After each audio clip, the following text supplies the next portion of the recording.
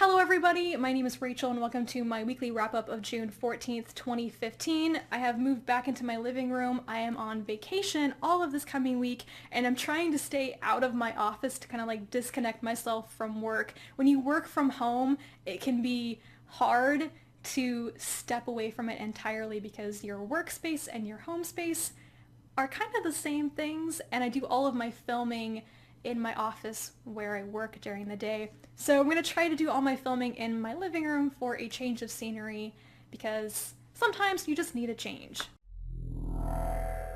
This past week I finished 4 things and I gave all of them 3 stars, and I'm mentioning this now because I feel like I need to give you a little bit of a disclaimer that I felt pretty crappy this past week, and I think it kind of affected my mood and my enjoyment of just about everything I was trying to read. And so we'll see what I have to say about these things. The first thing that I finished this week was The Bullet Catcher's Daughter by Duncan. I had a really hard time getting into this book initially. I just was not in the mood for this particular type of story for a long time, but I finally finished it. I read the last 3/4 of it in a single afternoon, so it really did catch my interest eventually. It just took a while. The story is about a young woman named Elizabeth Barnabas who leads a double life, pretending to be herself and her twin brother in order to be a private investigator or like a private detective. When her father dies, Elizabeth flees across the border into another country or kingdom to escape a nobleman who wants to make her an indentured servant to pay off her father's debts. There's also an implication of a sleazier reason for this as well. But when she is in this other country, women's rights are a little bit backward in this world. She has to pretend to be her own brother, a man, in order to be a private detective.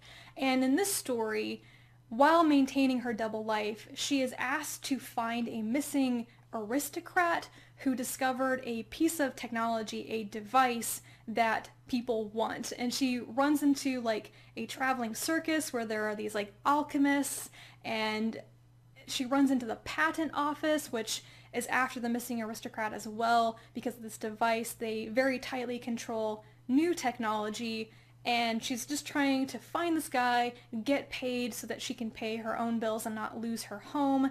And will she succeed or not? So I liked Elizabeth. I liked her detective skills and her life, but the other characters and the technology and some of the world building didn't totally capture my interest. The nice thing is that this story wraps up very neatly at the end. You don't need to read the next book if you don't want to, and at this point I would read the next book, which I think is called Unseemly Science, if somebody handed it to me, but I'm not going to go out and buy it and continue with the story otherwise. The next thing that I finished, I enjoyed more. I wish there were half stars on Goodreads so I could mark it as 3.5 stars. I'll just tell you, this was 3.5 stars. It is the second volume of Ms. Marvel called Generation Y by G. Willow Wilson, and the artwork is by Adrian Alfona and Jacob Wyatt. This is the continuing adventures of Kamala Khan, the new Ms. Marvel. She is trying to find and defeat the evil villain, the Inventor, and she discovers more about what she is and where her superpowers come from. Wolverine shows up at one point. She gets a huge dog named Lockjaw. I feel like there's an introduction of some more things from the Marvel universe that I'm not familiar with, and other people would recognize those elements much more quickly than I would.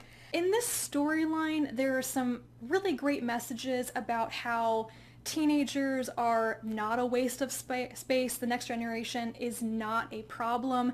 There are some teenage characters that express feelings of like inadequacy and of being told that they are what's wrong with the world, that they are useless, which is a terrible thing to hear. So I think that what Kamala, the Ms. Marvel character, says in response to them is a really great message for teenagers. I really am looking forward to the next volume of the story because I want to see more of what happens with Kamala's character now that she knows more about what she is. She's not exactly human, I guess. And I really enjoy the background characters. I enjoy her friends and her family and seeing her relationships with them. I really want to see more about her friendship with Bruno because I think it's really great to see a platonic friendship explored between a girl and a guy like teenagers. Just please don't make them fall in love with each other. I also want to say that I really like the artwork in this. I tend to be really picky about artwork in comics and graphic novels, and both Jacob Wyatt's and Adrian Alphona's artwork in the series so far, I've really been impressed by it, and I think it really adds something to the story. It's also realistic, and you guys probably know by now I like realistic artwork in my graphic novels and comics. The next thing that I finished was Trillium by Jeff Lemire, and I've already filmed a longer review of this, which will be up in this coming week. It's kind of a science fictional story that ends up being a love story across space and time. I'll explain more why I didn't like it so much in my review, but it's okay, and not for hard science fiction lovers, I guess. Man, if this video sounds really weird, it's because I am losing my voice. I cannot seem to project anymore. The last thing that I finished this week was Victory of Eagles by Naomi Novik, which is about a dragon named Temeraire and his captain Lawrence, who are fighting in the Napoleonic Wars. This book picks up after an event in the fourth book where Lawrence has been convicted of treason and he and Temeraire have been separated. Lawrence is being kept alive because they want to ensure the good behavior of Temeraire in the dragon breeding grounds, but then Napoleon invades England and Temeraire and Lawrence find each other again and fight to help push Napoleon out of England. This book introduces a POV for Temeraire, which I have some mixed feelings about. Temeraire is young. He's a full-grown dragon, but he is really only a couple of years old. He's intelligent, but he lacks something. He's a little bit childish, basically, I guess is what I want to say.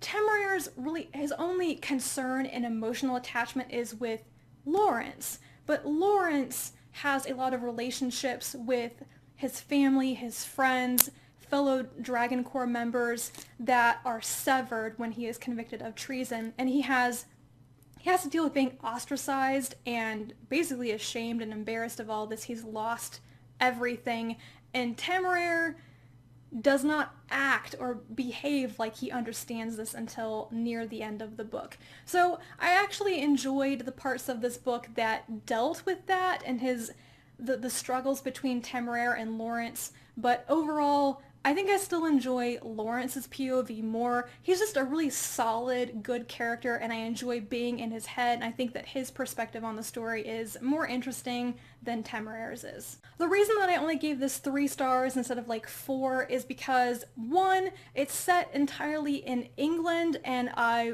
have vastly preferred the stories where Lawrence and Temeraire are on adventures in China or Africa. I just find that when the action is set in England, I'm not as interested. And the other thing is that most of the story is Novik describing scenes of like strategy and tactics and battles in this war fighting against the French forces, which is not something I am interested in. Novik writes these things really well. I think that she has researched these things very well. She really knows the historical accuracy, and that shows through, so it's easy to read. It's just I'm not super interested in them, but I think that if you enjoy history or this older warfare more, you would definitely enjoy this more than I did. I just mainly liked the characters talking to each other parts and not the fighting parts. I have decided to continue with the series because the next book is going to be set in Australia, and this really, really interests me. That is everything that I read this past week. Now that I've talked about these books, I guess some of them were better than I remembered them being when I finished them. I will probably make a video about what I am currently reading, like Halfway Point and Dhalgren, and continuing with the Dune and June read-along at some point. It's going to be a long video, so I'll just cut that bit out. If you have read any of these books, or you want to read them, please comment down below. I, as always, love hearing from you guys, and I will talk to you guys again later. Thank you very much for watching, and bye.